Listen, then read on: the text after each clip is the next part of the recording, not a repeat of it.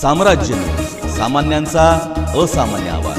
ग्रामीण भागात राहणाऱ्या कॅन्सरग्रस्त रुग्णांना जिल्हा आरोग्य विभागातर्फे तात्काळ उपचार उपलब्ध करून देण्यात येणार असल्याची माहिती पुणे विभागाचे आरोग्य उपसंचालक भगवानराव पवार यांनी दिली। आरोग्य विभागातर्फे ग्रामीण भागातील रुग्णांसाठी विविध योजना राबवण्यात येत आहेत। आरोग्य विभागाच्या विविध कार्यक्रमांचा आढावा घेण्यासाठी आरोग्य उपसंचालक पवार यांनी शुक्रवारी जिल्हा परिषदेच्या सभागृहात बैठक घेतली।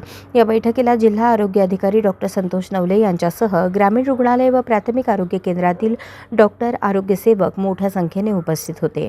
आरोग्य विभागामार्फत ग्रामीण भागात विविध योजना राबवण्यात येत आहेत। सोलापूर जिल्हा आरोग्य विभागाने चांगले काम केले आहे।